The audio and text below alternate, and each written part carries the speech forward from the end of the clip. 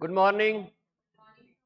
आज हमारा कॉस्टिंग का 15th लेक्चर है और हम लोगों ने कॉन्ट्रैक्ट कॉस्टिंग आज खत्म कर देनी है। इसके कुछ क्वेश्चंस थे। आइए, आपका ये जो क्वेश्चन नंबर 1 है ना प्रैक्टिस क्वेश्चंस में, ये आपका जॉब कॉस्टिंग का है। You want me to discuss this, तो मैं कर लेता हूं, कर लूं। जॉब कॉस्टिंग का क्वेश्चन है ये रह गया था हमारा, डिस्कस नहीं हुआ था पहले। ठीक है, चलिए कर लेते हैं। In a factory, following the job costing and abstract from the work in progress as on 30th September was as under।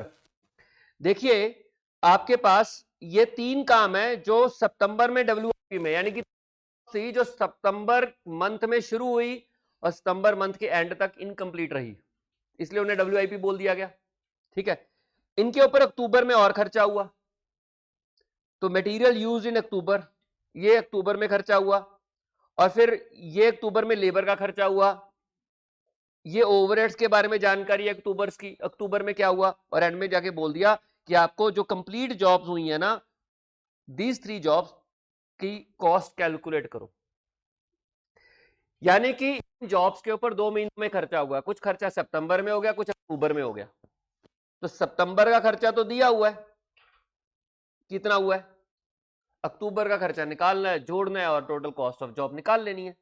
ठीक है, तो ये सितंबर में मटेरियल का खर्चा, यानी कि जब मैं मटेरियल लिखूंगा, देखिए जब मैं मान लीजिए ये आपकी यहां पे कर देता हूं,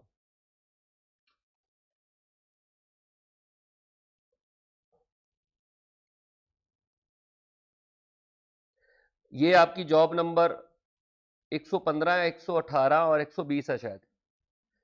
ठीक है, यहां पे पर्टिकुलर सबसे पहले हम लोग डायरेक्ट मटेरियल का खर्चा जोड़ेंगे। क्वेश्चन में टाइम बचाना तो आपको फॉर्मेट पहले से ही पता होना चाहिए कि क्वेश्चन कब प्रेजेंट कैसे करना। कोई नया नवेला क्वेश्चन आ जाए तो अलग बात है, नहीं तो आपके क्वेश्चंस आपने देखे हुए होते हैं, वही आते हैं। ठीक है, तो आपको प्रैक्टिस होने से आपको आइडिया पहले से ही होता है कि इसकी प्रेजेंटेशन कैसे करनी है। तो सितंबर का मटेरियल और अक्टूबर का मटेरियल, उसके बाद डायरेक्ट वेजेस। सितंबर में वेजेस कितनी लगी, अक्टूबर में कितनी लगी। उसके बाद फैक्ट्री ओवरहेड्स, सितंबर में कितने हैं, अक्टूबर में कितने हैं। इस तरीके से आपने कॉस्ट निकाल लेनी है। 2 महीनों में वो जॉब्स कंप्लीट हुई हैं। तो आइए देखते हैं क्या कहता है क्वेश्चन।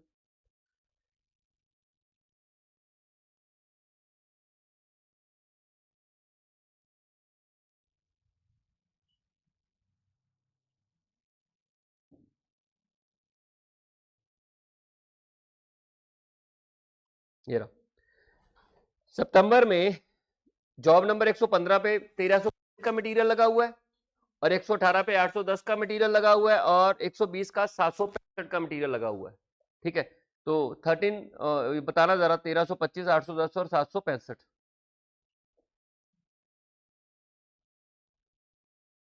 1365, 810, 700, 765। अब अक्टूबर में कितना मटेरियल देखते हैं। ठीक है, लेबर बताइए सितंबर में कितनी लगी, 800, 500, 475। और फैक्ट्री ओवरहेड बताइए सितंबर में कितने थे, 640, 400, 380।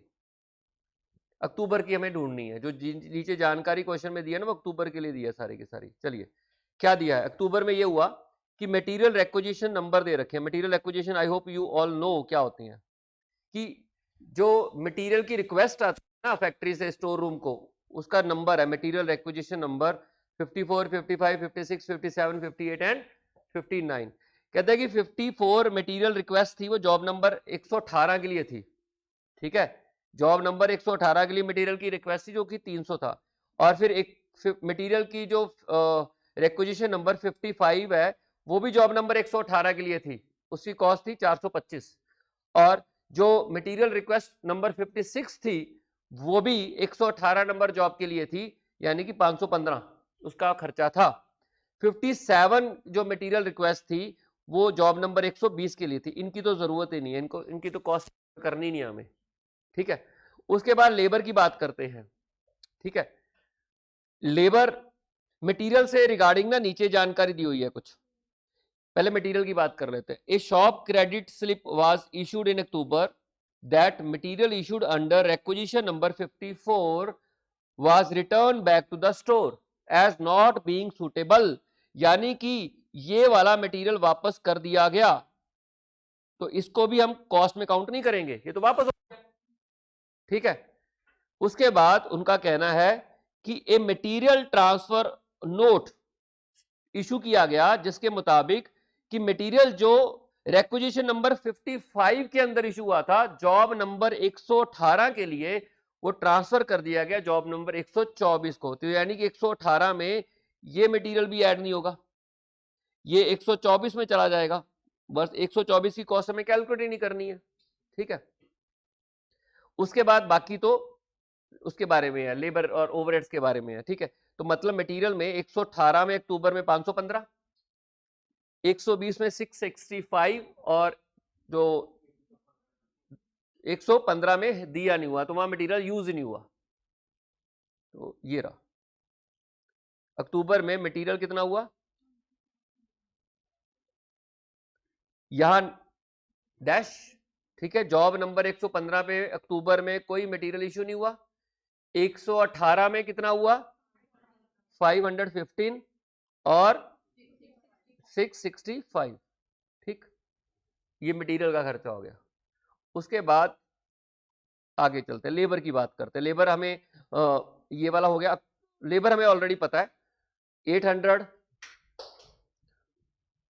500 और 475 सितंबर की, अक्टूबर की लेबर निकालेंगे, अक्टूबर में कितनी लेबर यूज हुई वो that we have to calculate. देखिए ये रहा लेबर, लेबर में हमारी दो शॉप्स हैं, shop number A and shop number B. अब शॉप नंबर ए में 115 जॉब के ऊपर 25 घंटे लगे और 25 ही घंटे में अक्टूबर की बात आई है, सितंबर की वेजेस तो पता ही है ना। अक्टूबर जॉब नंबर 100, शॉप 25 घंटे लगे और शॉप नंबर घंटे लगे। सेम 118 जॉब नंबर पे शॉप नंबर ए पे 90 घंटे लगे और शॉप नंबर 20 पे 30 घंटे लगे, और सिमिलरली शॉप नंबर 120 पे 75 और 10 आवर्स लगे रिस्पेक्टिवली। 121 का हमें कोई मतलब नहीं है क्योंकि उसकी कॉस्ट 121 और मतलब नहीं है। चलिए ये नीचे भी पढ़ लेते हैं। आर्ली रेट गिवन है, the hourly rate in shop A पर लेबर इज 3। जो ए शॉप थी उसमें जो लेबर का 1 घंटे का रेट है वो 3 रुपए है, वाइल जो बी शॉप है उसमें 2 रुपए पर आ रहा है, ठीक है। उसके बाद बाकी ये बात फैक्ट्री ओवरहेड के लिए यूज की है, क्लियर, वो बाद में देखते हैं। आइए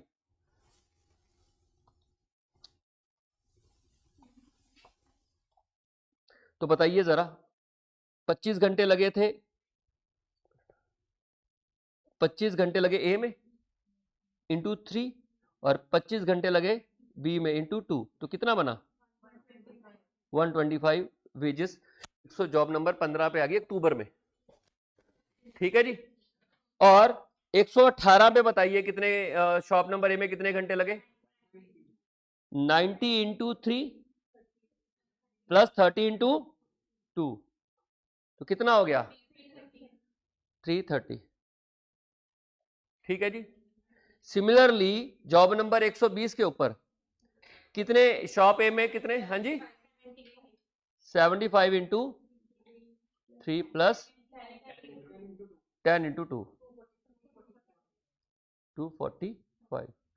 अब बारी आती है ओवरहेड्स की, ठीक है। ओवरहेड्स के बारे में क्वेश्चन क्या कह रहा है,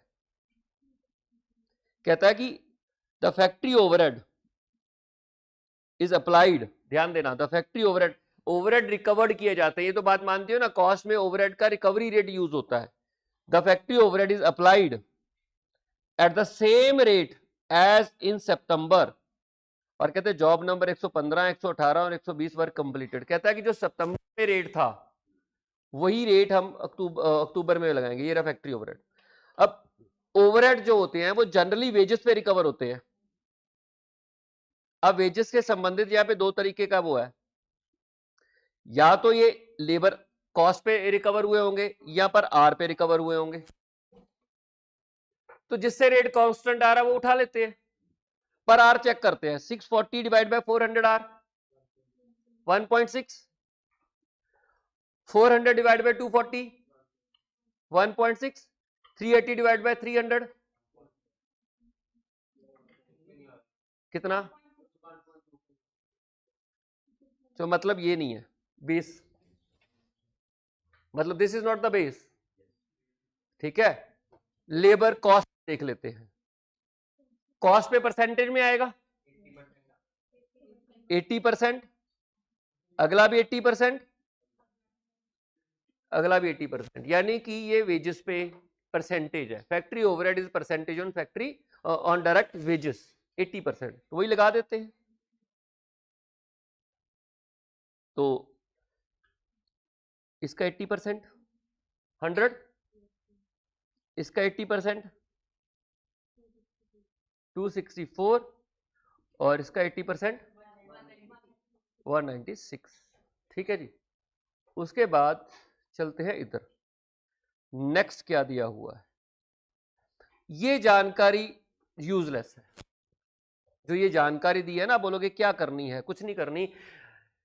इनडायरेक्ट ओवरहेड हमेशा रिकवर होते हैं रिकवरी रेट से, एक्चुअल का कोई मतलब नहीं होता। उन्होंने बोल दिया कि ये these are part of factory overhead, दिया हुआ है, शॉप ए और शॉप बी का दिया हुआ है, इसका कुछ नहीं करना। क्यों? क्योंकि उन्होंने एंड में जाके लिख दिया factory overhead is applied at the same rate as in September. तो सितंबर का रिकवरी रेट, अक्टूबर का रिकवरी रेट, इन खर्चों का कोई मतलब नहीं है, कुछ करना।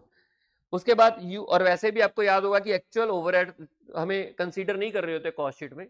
हाँ, अगर पूरी एनुअल कॉस्ट निकालने को बोला है, कर लेते हैं। अगर आपको एक जॉब की कॉस्ट निकालनी है तो we do not consider actual, क्योंकि एक्चुअल जो होते हैं वो मल्टीपल जॉब पे खर्च हुए होते हैं, तो हमें रिकवरी रेट की जरूरत होती है। रिकवरी रेट उन्होंने बता ही दिया कैसे निकालना है।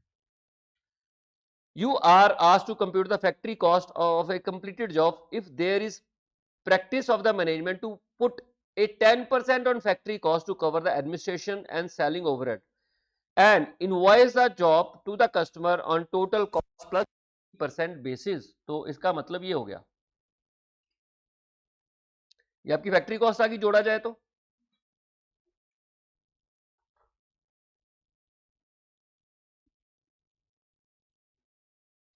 फैक्ट्री कॉस्ट, अगर आप इसको जोड़ोगे ऊपर से लेके मटेरियल, लेबर और फैक्ट्री ओवरहेड, बताइए कितनी?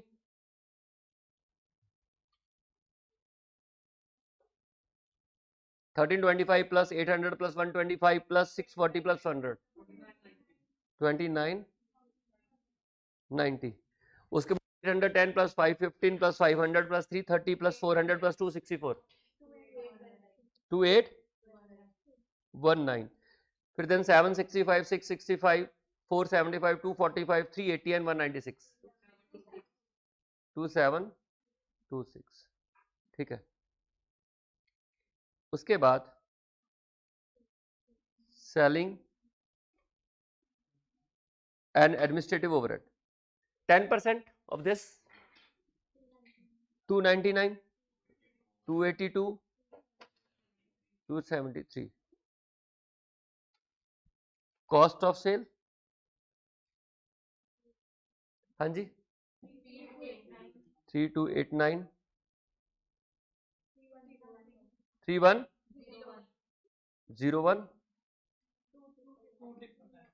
2999 प्लस प्रॉफिट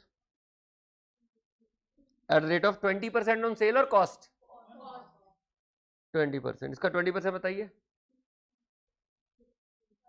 हाँ जी 658 620 एंड 600। सेल वैल्यू 3947 3721 35 लो जी। ठीक है जी, ये क्वेश्चन था हमारा। तो ये जॉब कॉस्टिंग का क्वेश्चन था, हमने कर लिया। जॉब कॉस्टिंग हमने पहले डिस्कस कर रही थी, ये क्वेश्चन पेंडिंग रह गया था, ठीक है। आइए क्वेश्चन नंबर 2 पर, compute the notional profit and estimated profit on contract which has been 90% complete. The similar question we have already done last previous day, है ना, कर चुके हैं ना। तो करना क्या है, आपको क्या निकालना है, नॉशनल प्रॉफिट। एक तो नॉशनल प्रॉफिट निकालना है, एक एस्टिमेटेड प्रॉफिट निकालना है। पहले हम नॉशनल प्रॉफिट की बात करते हैं। नॉशनल प्रॉफिट में क्रेडिट साइड में ये दो आइटम्स आएंगी, work certified and work uncertified, और डेबिट साइड में आएगी 4,50,000 बस। क्रेडिट साइड में वर्क सर्टिफाइड और वर्क अनसर्टिफाइड आएगा, डेबिट में 4,50,000 आएगा आपके पास, यू गेट नॉशनल प्रॉफिट। और उसके बाद you have to compute the estimated profit as well, आपको एस्टिमेटेड प्रॉफिट भी निकालना पड़ेगा। एस्टिमेटेड प्रॉफिट में आप कैसे करोगे, देखिए आपके पास कॉन्ट्रैक्ट प्राइस है 6,12,000 और 4,50,000 आपका ऑलरेडी खर्च हो चुका है, प्लस 25,000 और होगा, तो इसको डिफरेंस करिए तो what ever be the profit आपका एस्टिमेटेड प्रॉफिट आ जाएगा, ठीक है। नॉशनल इट्स क्लियर, चलते हैं आगे।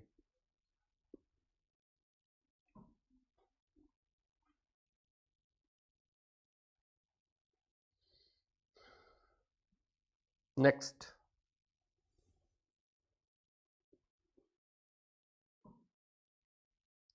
AKP Builders Limited commenced a contract on 1st April 2019.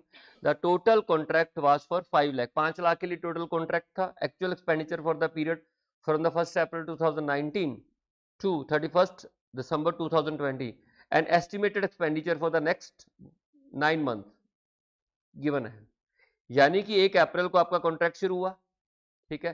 The total contract 5 lakh का था, एक्चुअल एक्सपेंडिचर 1 अप्रैल से 31 मार्च के लिए, सॉरी 31 मार्च के लिए, यानी कि पूरे साल का खर्चा दे दिया और अगले 9 महीनों का एस्टिमेटेड है। तो यहां से उम्मीद क्या निकालोगे, एस्टिमेटेड प्रॉफिट निकालने को बोलेगा और क्या करेगा, ठीक है। ये खर्चा आपका एक्चुअल हो गया, ये एस्टिमेटेड हो गया। ये फोर्थ टाइप का क्वेश्चन है जिसमें मैंने बोला था एस्टिमेटेड प्रॉफिट। थर्ड टाइप का क्वेश्चन है जिसमें एस्टिमेटेड प्रॉफिट निकालने को बोलते हैं, कॉन्ट्रैक्ट नियरिंग कंप्लीशन।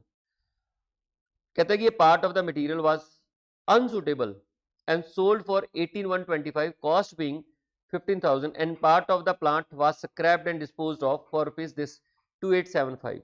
ये पार्ट ऑफ द मटेरियल, ये इसी में बात कर रहे हैं, इसी के लिए एक्चुअल की बात कर रहे हैं। ये एक्चुअल की बात कर रहे हैं, एस्टिमेटेड की बात नहीं कर रहे हैं। ये एस्टिमेटेड में स्क्रैप थोड़ा ना बता देंगे कि एक प्लांट हमने बेच दिया। अगर वो प्लांट बेचने की बात कर रहे हैं, वो एक्चुअल बात कर रहे हैं। कहते हैं part of the material was unsuitable and sold for 18,125, cost being 15,000 और part of plant was scrapped and disposed of for 2,875। The value of plant on site year end पर 7,750 की थी and the value of material at site 4,250 की थी। Cash received on account to date was 1,75,000, representing 80% of work certified. The cost of work uncertified value this much. The contractor estimated further expenditure that would be incurred in to complete the contract. The contract would be completed by 31st December 2020. A further sum of 3,1,250 would have to be spent on plant, and residual value of the plant on completion of the contract would be 3,750. Establishment charges would cost the same amount per month as in the previous month, and 10,800 would be sufficient to provide for contingencies. Prepare a contract account for the year ended 31st March 2020 and calculate the estimated profit. बताना है आपको ना estimated profit, यानी कि notional profit भी निकालना है और एस्टिमेटेड भी निकालना है। तो पहले नॉशनल प्रॉफिट की बात कर लेते हैं, ठीक है। सबसे पहले कॉन्ट्रैक्ट अकाउंट बनेगा, बाय वाली साइड देखते हैं क्या जाएगा। एक मिनट,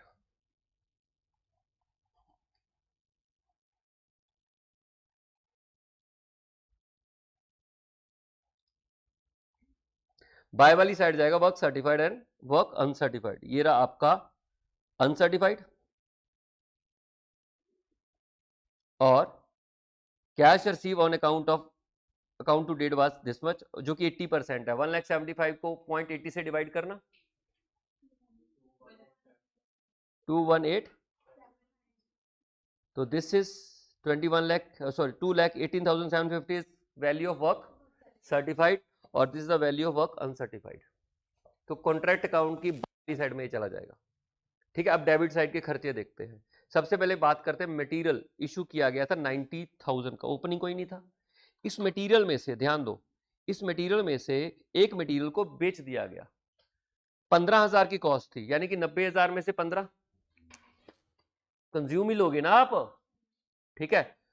90,000 का मटेरियल इशू है, बाय वाली साइड सेल होगी, तो बाय सेल ऑफ मटेरियल, और उसका प्रॉफिट टू वाली साइड में आएगा, तो अल्टीमेटली मटेरियल कंज्यूम जो आएगा वो 90,000 माइनस 15 हो जाएगा। नहीं समझे, है ना। मटेरियल को आप इशू में डालोगे टू वाली साइड में, और ये इंपॉर्टेंट क्वेश्चन है, इसी तरीके के क्वेश्चन ज्यादातर एग्जाम्स में आए हुए हैं प्रीवियस अटेम्प्ट्स में, ठीक है। 90,000 का मटेरियल में टू वाली, बाय वाली साइड ने एक मटेरियल की सेल कर दिया 18,125 की, और उसमें से 3,125 का प्रॉफिट था, तो वो टू वाली साइड में आ जाएगा। नेट कंज्यूम आपका 90,000 हो जाएगा, ठीक। उसके बाद मटेरियल की ट्रीटमेंट होगी, यानी कि जिस जिस पार्ट की ट्रीटमेंट मैं कर रहा हूं उस पार्ट को मैं अंडरलाइन कर देता हूं, ठीक है, ठीक है। उसके बाद कहता है कि and part of the plant was scrapped and disposed of for ₹2875। Plant हमारे पास ये रहा, कहते हैं इसका एक पार्ट डिस्पोज ऑफ कर दिया 2875, और ये हमें मालूम नहीं है कि ये कॉस्ट है या वट एवर इट बी, तो हमें बाय वाली साइड इसको सेल ऑफ प्लांट कर लेंगे, ठीक है। सेल ऑफ प्लांट हो गया, और ये आपका क्लोजिंग वैल्यू ऑफ प्लांट आ जाएगी by plant at site, automatically depreciation record हो जाएगी। आप टू वाली साइड प्लांट डालोगे, टू वाली साइड प्लांट डालोगे मटेरियल के, सॉरी कॉन्ट्रैक्ट के, टू वाली साइड प्लांट हो गया, बाय वाली साइड क्या, सेल ऑफ प्लांट। आपने एक प्लांट को स्क्रैप कर दिया, डिस्पोज ऑफ कर दिया 2875 का, बाय वाली साइड। अब इस स्क्रैप पे प्रॉफिट हुआ लॉस हुआ हमें कोई पता नहीं है, तो बस जो फिगर गिवन है वो डाल दो।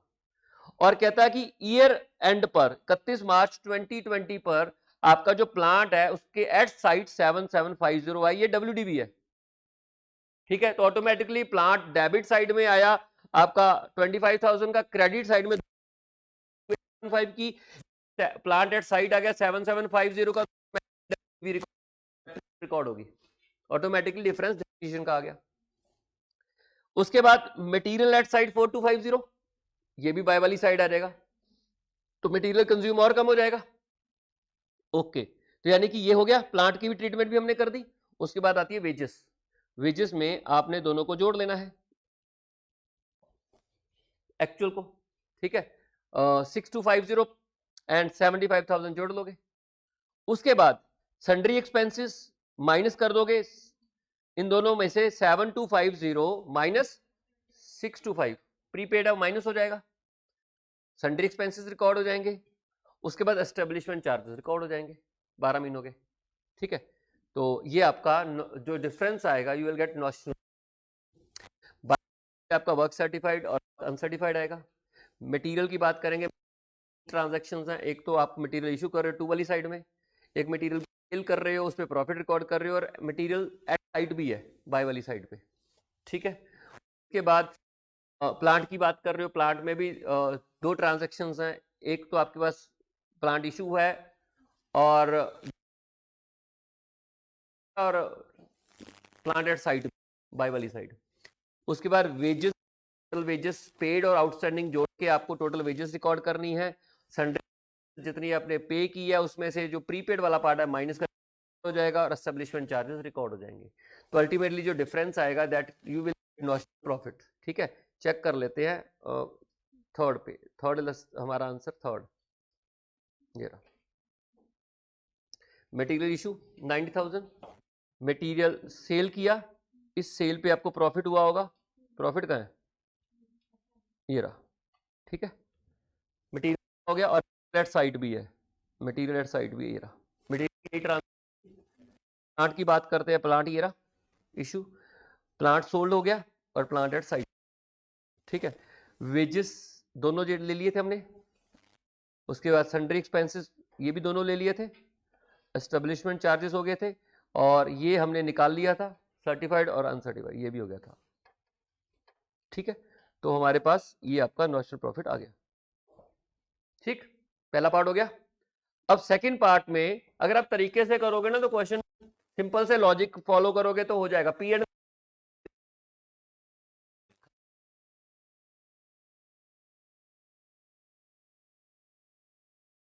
डिफरेंस ही नहीं है, अक्रूवल वहां चलता है, अक्रूवल यहाँ चलता है। यहाँ एक चीज और आती है, बस सीधा परचेज डाल देते हैं, इधर डाल देते हैं, या इशू इधर डाल देते हैं, है तो वही बात। पी एंड एल बना, अकाउंट इज नथिंग एल्स। अब आते हैं आपको एस्टिमेटेड प्रॉफिट निकालना। अब यहां पर आप गलतियां करते हो।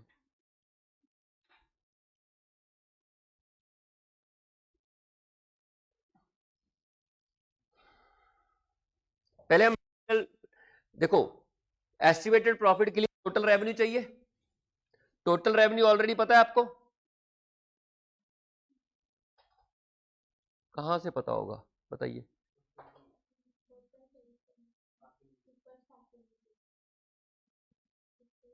अच्छा, हाँ ये आपका आ गया।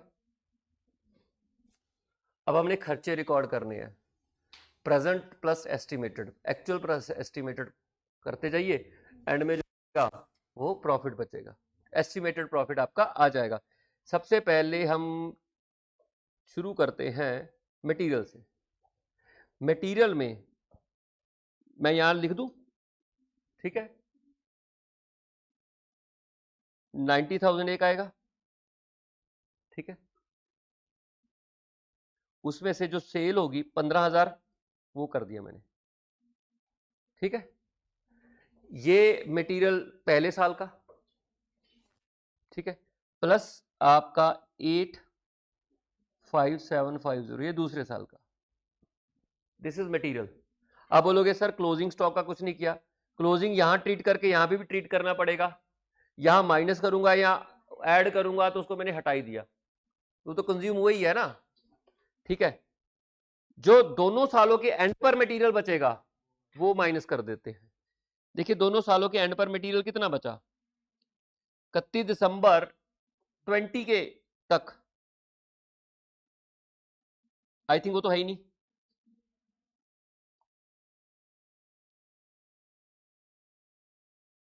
नहीं है ना। तो मटेरियल का खर्चा आपका बताइए जोड़ के कितना आया, 160,750, ठीक है। ये आपका क्लियर है, इसमें कोई डाउट है तो पूछ लो, इसमें कोई डाउट है तो पूछ लीजिए। मटेरियल के खर्चे में, मटेरियल के बाद दूसरा खर्चा आपका आ रहा है वेजेस का। वेजेस का खर्चा कितना रिकॉर्ड होगा, आप 75,000 चुके हो, 75,000 आपने पे किया, और आपने अगले साल पे किया 87,325, अगले साल की आउटस्टैंडिंग डाल दो। आपको ये वाली आउटस्टैंडिंग लेने की जरूरत नहीं है, ले भी लोगे तो यहां पे भी ट्रीट करना पड़ेगा और अगले साल में भी ट्रीट करना पड़ेगा। पहले साल आप ऐड करोगे, अगले साल आप माइनस करोगे, तो टोटल तो सेम ही रहने वाला है। हमने ये मेन क्लास डिस्कस की थी। और ये जो क्लोजिंग आउटस्टैंडिंग है सिर्फ ये ऐड हो जाएगा, क्योंकि ये तो फिर पे नहीं ना किया हमने, दोनों पेमेंट ले ली और एंड पे जो आउटस्टैंडिंग था वो ले लिया। तो बताइए कितना, 17, ठीक है जी। उसके बाद आता है प्लांट। प्लांट का कितना आता है, 25,000 का प्लांट आप लोगों ने इशू किया था, ठीक है। उसके में से आपने जो बेच दिया वो तो हटा ही दो, वो तो खत्म, ठीक। उसके बाद आपने प्लांट एक और इशू किया है, ये देखिए, the further 31,250 would have to be spent on plant and residual value of the plant on the completion of the contract would be 3750। तो ये भी आपका कितना होएगा, यानी कि यहां की फिगर दी नहीं इन्होंने, बस वही नीचे दी 31250,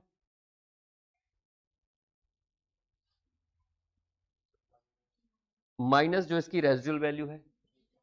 आपने प्लांट इतना, ये पहले साल में प्लांट था इशू हुआ, ये दूसरे साल प्लांट इशू हुआ, और दोनों सालों के एंड पे जो रेजिडुअल वैल्यू बची वो माइनस कर दी, तो टोटल आ गया डेप्रिसिएशन, ठीक है। ये जो रेजिडुअल वैल्यू है इसको कंसीडर करने की जरूरत नहीं है, there is no need to consider, क्योंकि ये ओपनिंग में चला जाएगा। अगले साल में ऐड होएगा। पहले साल आप इसको माइनस करोगे, अगले साल फिर ऐड करोगे, तो दोनों सालों में तो इसको कंसीडर करने की जरूरत ही नहीं। जो दूसरे साल के एंड पे प्लांट की वैल्यू है 3750, सिर्फ वो माइनस कर दो, ठीक है। 3750, तो प्लांट कितना कंज्यूम हो गया? 49625। उसके बाद आता है सन्ड्री एक्सपेंसेस। सन्ड्री एक्सपेंसेस में आपने ये आ गया और ये आ गया, बस जोड़ लो इनको। ये प्रीपेड लेने की जरूरत ही नहीं, क्योंकि पहले में से माइनस होगा, अगले में ऐड होगा, है ना। प्रीपेड तो ये होता है ना, पहले ईयर में से माइनस हो जाएगा, अगले ईयर में जाके ऐड हो जाएगा, तो बात तो एक ही है ना। तो आप दोनों को जोड़ो, 7 प्लस 14125, ठीक है। उसके बाद एस्टेब्लिशमेंट चार्जेस हैं, ये 12 महीनों के हैं, तो उन 21 महीनों के निकाल लो टोटल, क्योंकि उन्होंने बोला हुआ है, देखो एस्टेब्लिशमेंट चार्जेस के बारे में बोला है, कहता है कि establishment charges would cost the same amount per month as in the previous year. तो प्रीवियस ईयर में ये जो खर्चे एस्टेब्लिशमेंट चार्जेस है, ये 12 महीनों के है ना, तो अब 21 महीनों का निकालना है। तो 14625 डिवाइड बाय 12 इंटू 21, तो बताइए कितना? 25594। उसके बाद कंटिजेंसीज के लिए है 10,800। These are the expenses. Check कर लेते हैं। 5 lakh minus 1,60,750, 5 lakh minus 1,60,750 minus 1,70,625 minus 49,625 minus 14,125 minus 25,594 minus 10,800 68। Check कर लेते हैं।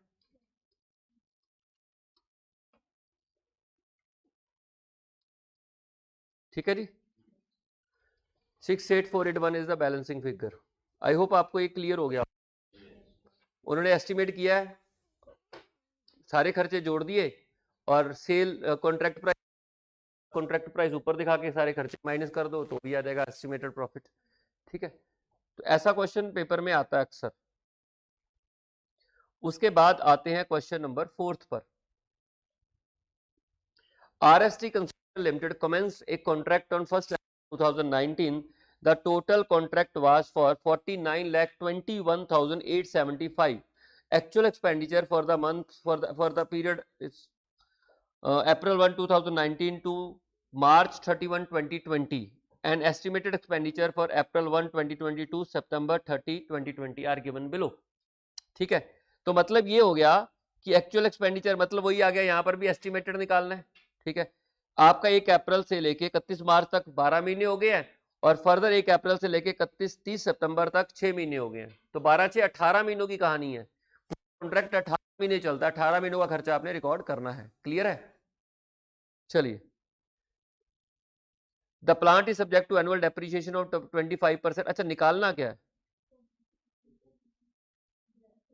नीचे दिया होगा ना, the plant is subject to annual depreciation at the rate of 25% on WDV method. ठीक है, WDV के ऊपर आपने 25% डेप्रिसिएशन निकालनी है। WDV में ना आप इकट्ठी डेप्रिसिएशन मत लगा देना कभी।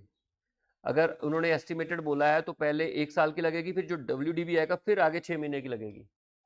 गलती यहाँ पे कर देते हो, ठीक है, क्योंकि WDV बैलेंसिंग फिगर पे लगती है। अगर आप पूरे 18 महीनों की इकट्ठी डेप्रिसिएशन लगा दोगे और फिर गलत हो जाएगा आपका।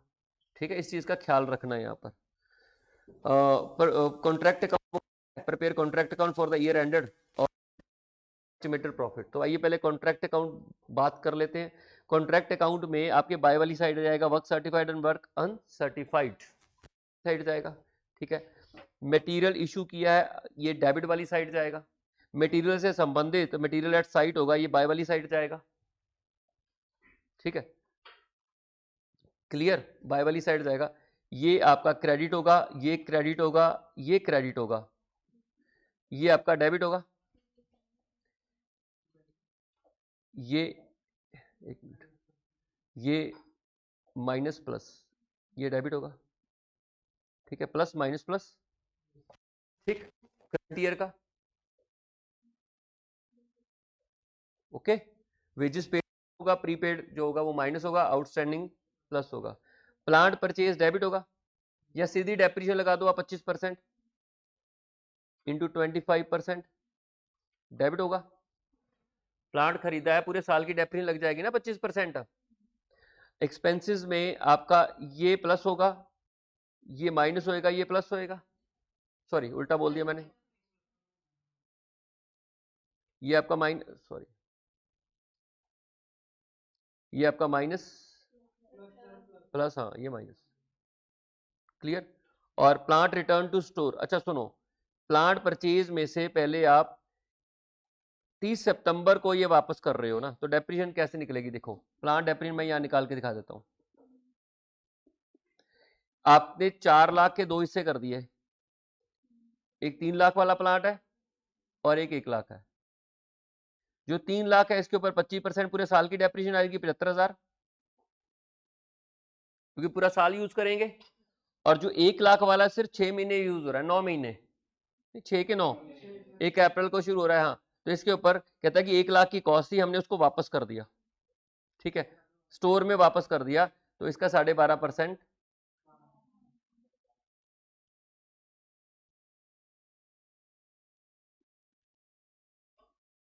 $12,500, टोटल डेप्रिसिएशन कितनी आएगी, 87,500 टोटल डेप्रिसिएशन आ जाएगी।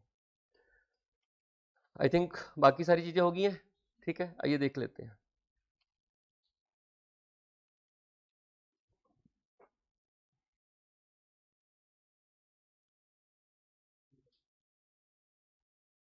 यही था ना,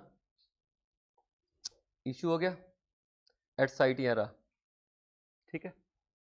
वेजेस ट्रीट कर ली, प्लांट 4 लाख ये परचेज रहा, और इधर ये आपने रिटर्न कर दिया, और 12,500 ये हो गया, 87,500 इसमें से बच गया। ये क्या है 87,500, हाँ वो तो जो वापस कर दिया, देखो 4 लाख माइनस दिस और माइनस दिस, देखो डेप्रिसिएशन कितनी आ रही है, 4 लाख माइनस 87,500 माइनस 2,25,000, डिफरेंस करके 87,500 की डेप्रिसिएशन आ रही है, तो हमने सीधी वो निकाल दी थी, ठीक है, ये भी हो गया। उसके बाद एक्सपेंस भी हम लोगों ने रिकॉर्ड कर लिए थे, और उसके बाद वर्क सर्टिफाइड अनसर्टिफाइड भी रिकॉर्ड हो गया, बस नॉशनल प्रॉफिट आपका आ गया, ठीक है। अब आते हैं एस्टिमेटेड प्रॉफिट के ऊपर।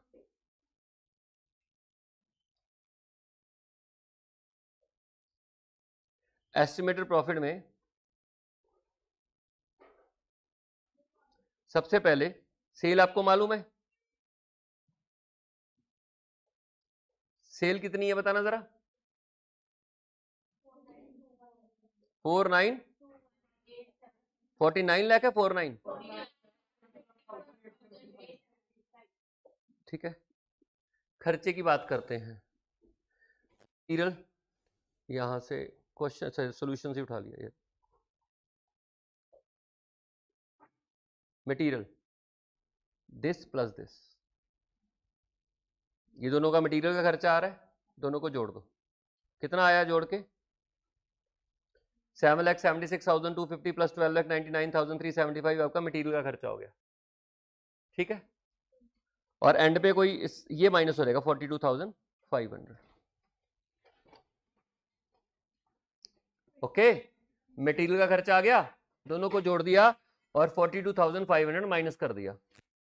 उसके बाद वेजेस में this plus this plus this, ये और ये ऐड होंगी वेजेस में, 5,17,250 प्लस 6,18,750 प्लस 5,750, ये आपकी वेजेस में ऐड हो जाएंगी, ठीक है।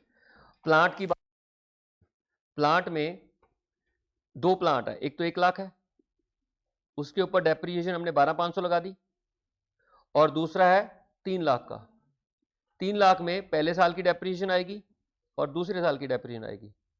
पहले साल की डेप्रिसिएशन आपने पूरी 75,000 आ गई, 3 लाख के ऊपर अगर 25% डेप्रिसिएशन लगाओगे 75,000 आएगी, और दूसरे साल की डेप्रिसिएशन 3 लाख माइनस 75,000 यानी कि 2,25,000 आपकी 25% यानी कि 225 हाँ जी 5 6 तो this is depreciation sorry half आएगा इसका आधे साल की आएगी 12.5% आएगा कितना आएगा 125 तो बोलिए कितना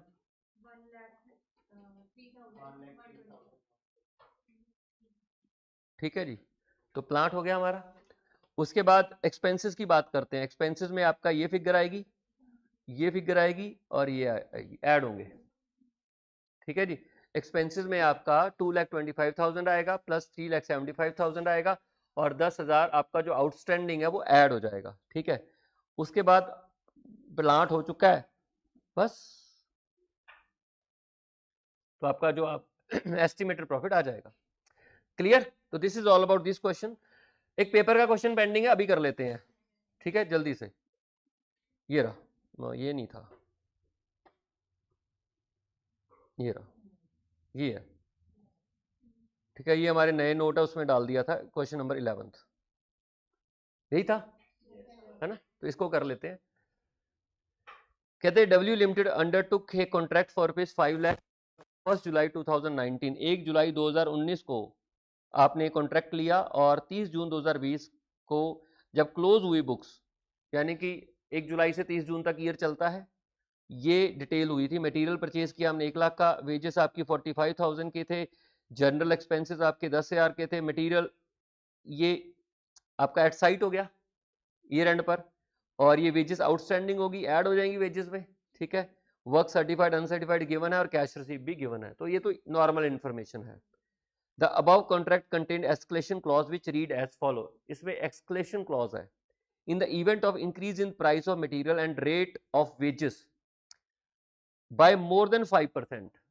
अगर 5% तक होंगे फिर तो कुछ नहीं है और वेजेस के प्राइसेस 5% से ज्यादा इंक्रीज होंगे the contract price would be increased accordingly by 25% of the rise in the cost and material and wages beyond 5% in each case 5% तक कोई कंपनसेशन नहीं मटेरियल और इसका प्राइस 5% बढ़ता है हम कोई कंपनसेशन नहीं देंगे 5% से जितना ऊपर 5% बियर करेगा कॉन्ट्रैक्ट 5% कंपनसेट करेगा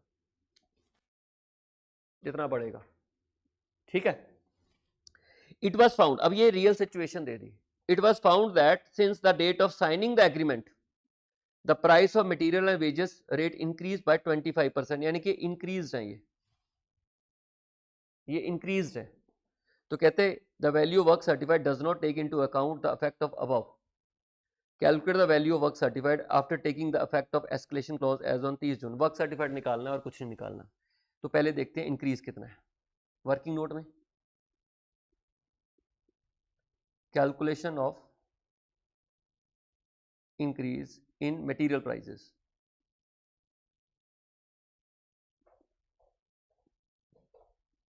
देखो 1 लाख है 25 डिवाइड बाय 125 सही है अरे भाई ये जो 1 लाख मटेरियल है ना ठीक है एक चीज और कर दूं इसमें से 25% माइनस कर दो 75,000 लो इसको 75,000 लो क्योंकि मटेरियल जो है ना जो कंज्यूम हुआ है करंट ईयर में तो उसी का इफेक्ट लोगे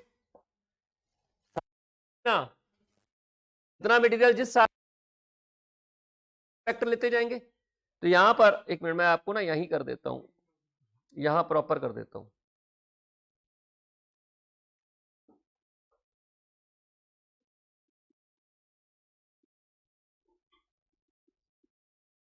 कैलकुलेशन ऑफ मटेरियल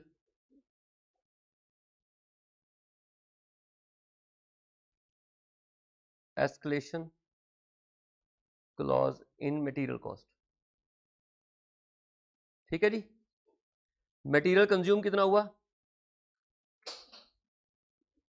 1 लाख का आपने खरीदा था, 25,000 का आपका क्लोजिंग स्टॉक आ गया, 75,000 का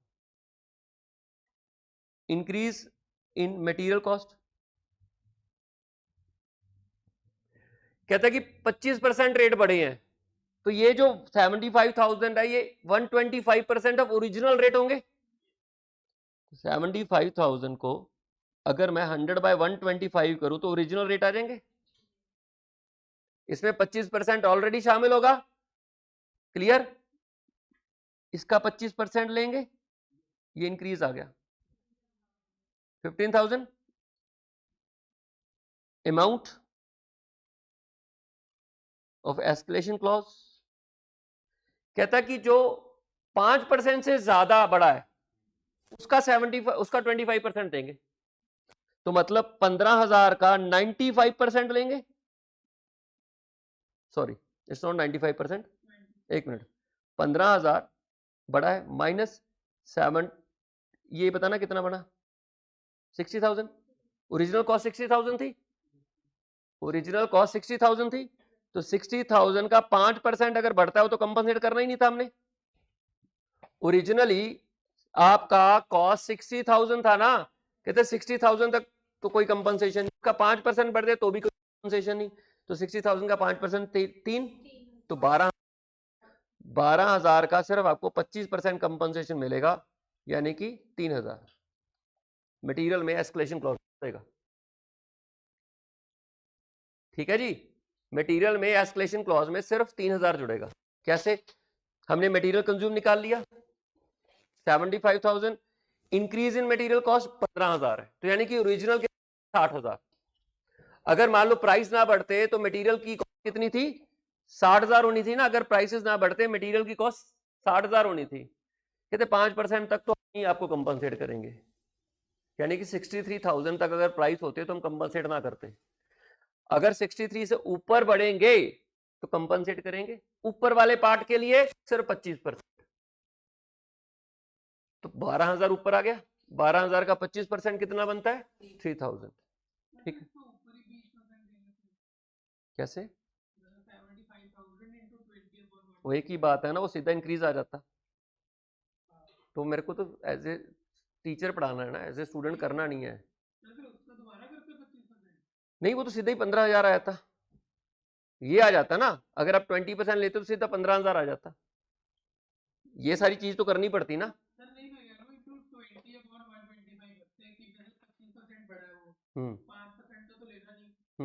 हाँ, हाँ, वो 20% का ही लिया तो वही है, सीधा ही आ जाता, 12,000 आ जाता। 12,000 का जिसको समझ में आता है वो अच्छा है, जिसको कैलकुलेशन रिवर्स नहीं आती हैं उनके लिए यही ठीक है। ठीक है, पहला हो गया। दूसरा, calculation of escalation clause in wages. ठीक है जी, सबसे पहले वेजेस कितनी है, टोटल पे कितनी की है और आउटस्टैंडिंग भी है, चेक करो। अच्छा,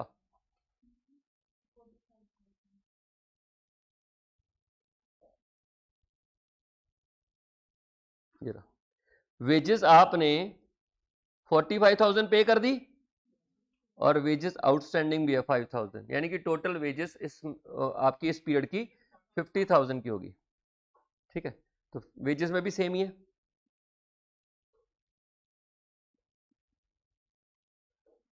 ये भी 25% बड़े होंगे, तो ओरिजिनल प्राइस ये रहा होगा वेजेस का। अगर ओरिजिनल होता तो ये होता, अब वेजेस में 25% बढ़ गया तो कितना,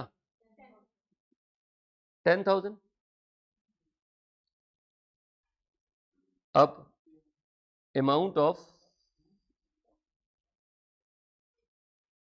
एस्केलेशन क्लॉज, अब आप देखो 10,000 बड़ा है, उसमें से ये कितना बना ओरिजिनल, ओरिजिनल कॉस्ट 40,000 थी। अब 40,000 का 5% तो हम कंपनसेट करेंगे ही नहीं। कॉस्ट 40 थी, 50 हो गई है, तो कहते हैं 5% तक तो हम कंपनसेट करेंगे नहीं, ठीक है। 8,000 के लिए कंपनसेशन होगा, कितना होगा, वो भी 25%, ठीक है। उसके बाद ये आ गया सॉल्यूशन,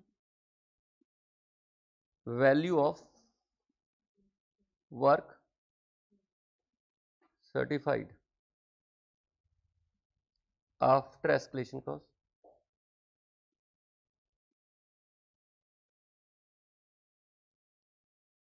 तो आपका वर्क सर्टिफाइड कितना था, ये रहा 2 लाख, है ना, 2 लाख था ना, तो 2 लाख में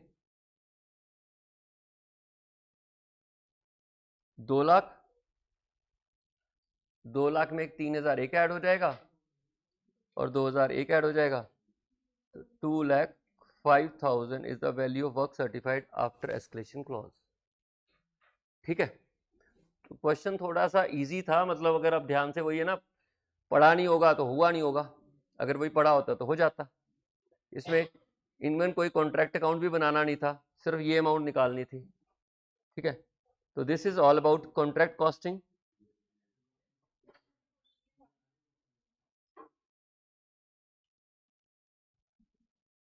एक minute,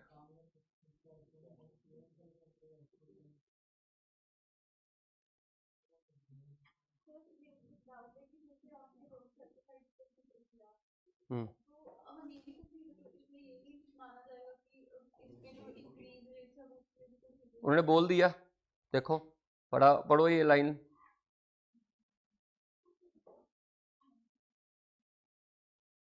the value of work certified does not take into account the effect of above, ये वाला लास्ट,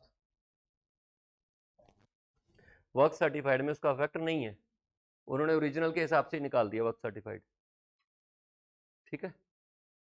तो this is all about contract costing. और मैडम को बुलाना। तो हमारे जो चैप्टर्स हो गए हैं कौन कौन से, कॉस्ट शीट हो गया, unit batch, service costing and contract costing, ठीक है। तो ये चैप्टर्स हो चुके हैं। Tomorrow we will start another process costing, ठीक है।